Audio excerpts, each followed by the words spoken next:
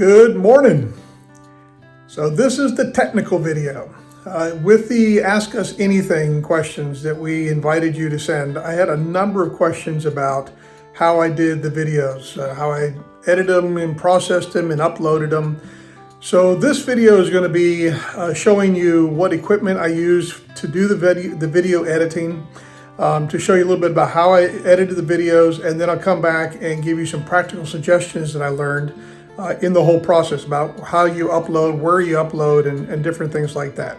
Okay, so first of all, let me just show you the different equipment that I used, and then we'll look at how I edited the videos. Okay, so first off, this was the main piece of equipment, the GoPro Hero Black 9.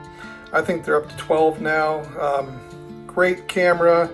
I've got some settings on it, but you can go on YouTube and find people who know a whole lot more about GoPro, who can give you the kind of settings you had. I did add these two guys here, this, and then on the top, they looked a whole lot better before I started the TA, but those are like little cats. I forget what they call them now, but they cover over the microphone, so it kind of cut down on the wind noise, and it did seem to help. I did find that I had to super glue those on to the sticky part that comes underneath it. And I showed you this on the gear video. This was the snap mount that I had. So this was a lanyard that I wore around my neck, and that went under my shirt. And then this has a magnet on the back of it, and it just clicks on it. That's a really strong magnet, and that wasn't coming off at all. I did, if you do notice, if you're real astute, you'll notice that when we did the canoes, I actually also here on this part here tied a shoelace around that, and then put that around my neck, just in case we fell out and it got pushed, because while this is a strong magnet, you can disconnect it if you got a lot of pressure. So I just had the extra support of a shoelace around my neck, just tied to the GoPro, that part there, while I was in the canoe. Now, what I've done in the past with some other hiking videos is I've used this, and I've put that at the bottom of the tripod here, at the bottom of the GoPro, and it is a tripod. I decided not to use it on the TA because I just didn't think I'd be doing a lot of tripod shots, but I'll go back to using it again. It's a nice little gizmo. It does kind of pull out as well, but that's not that heavy, but I just decided I didn't want to have an extra thing to carry on the TA.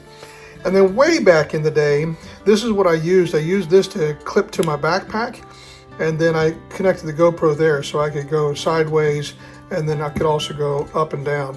But I found that what happened with this is things weren't centered in the videos, and that just kind of frustrated me. So that's when I went to the snap mount. Okay, that's the recording equipment, just those pieces there that I took. Of course, you saw in the gear video all the batteries and all the charging stuff, but that wasn't part of the video recording. So let me show you now what I used with the iPhone in order to start doing the editing. Okay, these are the tools that I used for doing the video editing then. So obviously I had the GoPro, and then I used a Samsung 128 gigabyte EVO Plus mini card there, and this is not it obviously because I'm using that other card in my GoPro. But yeah, this is a little bit bigger, but I use the other one, it's fine. And then I have the adapter, so at the end of the day, I would take the mini card out of the GoPro, slip it in the adapter, put it in my card reader, and get it the right way, and then put that in, and then that would read the videos. Now, this is a new iPhone, so it has the C adapter rather than the old iPhone adapter, so I can't use it now, but I do have some videos already loaded on my phone. So what I use then is, I don't want you to see that. Okay, so what I used then was LumaFusion. This was, when I got it, was free, but apparently now you have to pay, I think, $40 to purchase the app, and I still think it's worth it. It's just a fantastic app.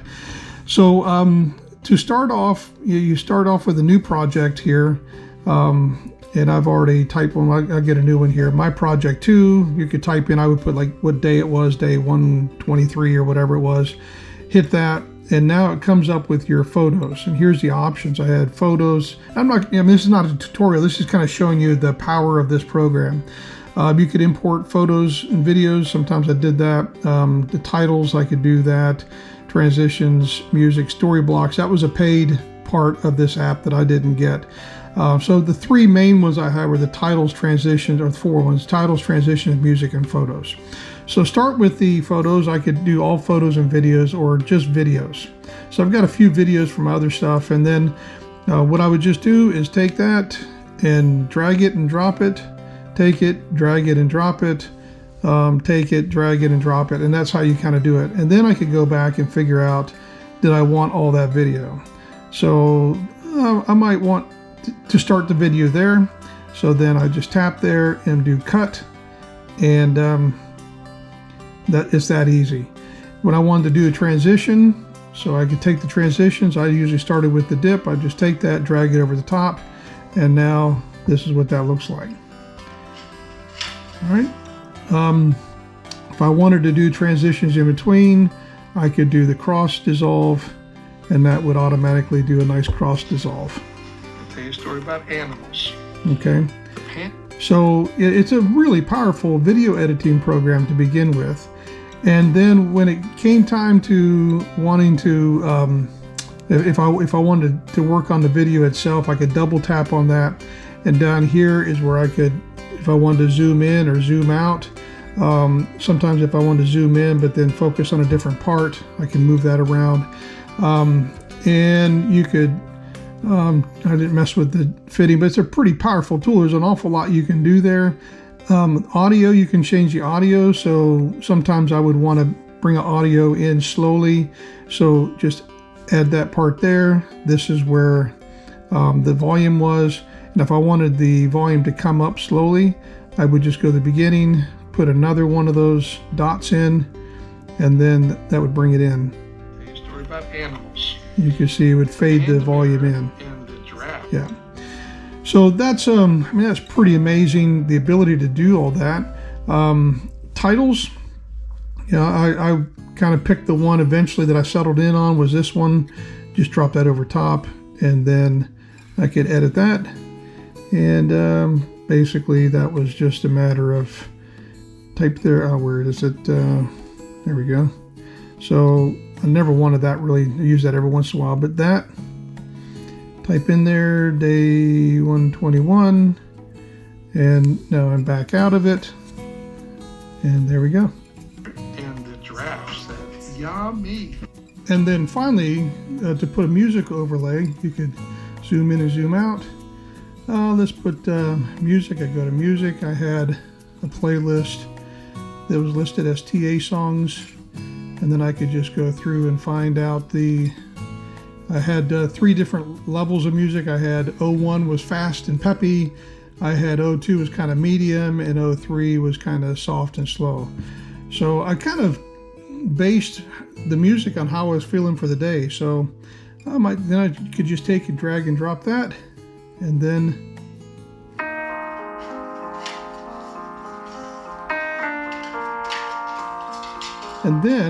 if I, like this part here has got some talking, if you played it just this way, the panda bear, you can't really hear what's going on. So just to show you the power of this program, you just tap on that video, and then you come to where the video is, configuration, make it the primary, and then it would automatically drop the music down behind the video. So here it is. Story about animals. The panda bear. And so then at the end of that video clip, And that's the end of the story. it would automatically bring it right back up. So, you know, a pretty powerful program, this LumaFusion. Again, it's $40. I certainly recommend it if you really want a powerful editing program. I've used the one that Apple puts on their phone. You just can't do as much as you can with this one. You can add different layers. So if I wanted to have 2 different songs, I could put another layer down there, which I wouldn't have done. Sometimes I would put a video over top of another video to kind of cut in and out, and then you have apparently this. the tiger said nothing. And the elephant says splash, but actually the elephant goes. Yeah. So you can see it's a good, powerful program. So I would recommend you have a look at LumaFusion if you're looking for a good video editing program on your phone. This is usually the configuration I have it set up. You can set it up in different configurations. So you can go landscape, and you can change it around down here if you wanted to change that. That puts the videos around. Yeah, there's just an awful lot that you can do with this program, and I probably didn't use its full power, but yeah, I would recommend the program.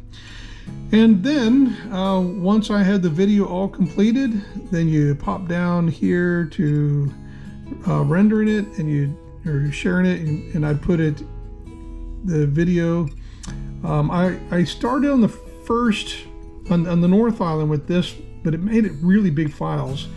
And I found it really didn't change the quality a whole lot to just knock it down to 2.7K. So you can see down here, this video is only 332. It would need 735 megabytes for this video at 2.7K. But if I changed it to the 4K, you see that jumps it up to 1.53 gigs. So I just didn't see, for me personally, I didn't see the quality change. I experienced going down to 1440. You know, it's you can play around with it the way you want to, but I just I found that the 2.7K for GoPro worked well for me. Okay, and now I'm going to show you what I would do to load up onto the YouTube. So you could do YouTube here, and there's this app here, and then you add the video.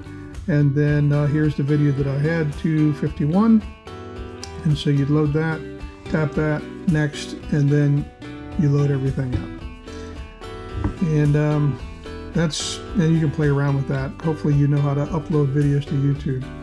But that's the process that I use. Now let me just give you a few tips that I found about doing the video editing. One thing about the length of the videos, I try to keep mine around the 10-minute mark. Some of my other videos that I've done in the past, shorter hikes, has been around maybe 20 minutes. But I just felt like for a day after day after day after day, 10 minutes was a good length of time. And I had a number of people comment that they appreciated that length of time. So recommend that you try to stay 10 to 15 minutes in length for your videos. When it came to uploading them, so I took a cue from a lot of people in the States who do their backpacking videos of their through hikes of the long trails over there, where they would delay the videos. Now, they did it over there mainly for safety's sake, because they were afraid that if people found out exactly where they were on the trail, that some harm could come to them. I don't think we have that to worry about here in New Zealand. But the issue we have here in New Zealand is that you can go several days, 4, 5, 7 days even, without any cell service whatsoever. And so I decided from the very beginning that I would delay my videos by about, I think it started with 6 days. I think it worked up by the time I got to Christmas, it was about 8 days delayed. But it was mainly just so that there would be a video every single day that came out. And there were a couple times that I just ran out of days because we just went that long without cell service. But there were many other times where I had like 1 or 2 days left before I found cell service, and then I could just keep loading those videos up. So again, I recommend that you delay the videos by a little bit. If you're concerned about safety, that certainly will help. It's hard for people to figure out exactly where you are, even though we did have some people who kind of figured that out. But then also just for the continuity of the video. The biggest issue was finding a way to upload the videos. New Zealand has still got a lot of gaps in its cell service. Hopefully that'll be corrected over the years coming up. But the places that I found were the best to upload were in public libraries, and they all share the same password. So once you get in one public library and get the password, it'll go for every public library. And the other place was McDonald's. McDonald's was a great place to load videos because their Wi-Fi was so quick. So now we're taking advantage of McDonald's super fast Wi-Fi. And I'm uploading some YouTube videos, and you're downloading how many books? So far, one. Just one, yeah. 2 Degrees, if you're with 2 Degrees, they have a special where 1 hour a day, You can upload stuff or use their internet free of charge, and it's not costing you anything for your data plan. And I did that quite a bit on the South Island. And in an hour, you can upload maybe 3 or 4 videos at a time. So you can get pretty significant upload in that hour. Just be wary of, if you stay in a backpackers or Airbnb, or not Airbnb, but a motel, and they advertise free Wi-Fi, that doesn't mean it's going to be good Wi-Fi. Most of the time, the Wi-Fi at those public places like the motels and especially the backpackers was really slow because everybody's on and they didn't really have the top quality Wi-Fi equipment. So it's better off to go to those public places like the library, McDonald's, if you can find those places. The other thing that I found is, I never figured out why this happened, but I did find a workaround, is that when I would upload YouTube, initially, maybe, a 10-minute video would take 4 minutes, 5 minutes to upload. But after I'd uploaded about 3, all of a sudden it slowed down to like an hour, hour and a half. Well, that's too long to take to upload a video. What I found as a workaround was I would, after about the second video, I would just delete YouTube off my iPhone and then reinstall it. And when I reinstalled it, then it would go back to 3 to 5 to maybe 10 minutes at the most of uploading the video. But about every 2 to 3 videos, I'd have to delete YouTube and start back again. And it's something about how much data it's stored in there, and you can't find a way to delete the data that YouTube stores on your phone. So you just have to delete the whole YouTube app and then reinstall it, which could take about a minute or so. It's not that big of a deal. So just keep that in mind, that if your uploads are going really slow on YouTube, that may be the problem. Just delete the app, reinstall it. In the evenings is when I do the video editing. When I started, it took me maybe 2 hours to start. To edit all the videos. By the time I got down to South Island, I was getting it done in 45 minutes to an hour, because you kind of learn the program a little bit quicker. You learn what kind of videos you want to shoot during the day, and you're not wasting as much time videoing stuff that you're pretty sure you're not going to use on a video later that day. But in the evenings, when other people were reading or talking, I was just in the bed editing the videos, and that was kind of my relaxing time as well. Okay, that's pretty much the crash course. I'm not an expert at all, but this is what worked for me. And if you have questions about that, again, just leave them in the comments and I'll try to answer those questions. I'm not a real technical guy, but this is what kind of worked for me in uploading those videos. So yeah, I think that's it, and we'll see you next time.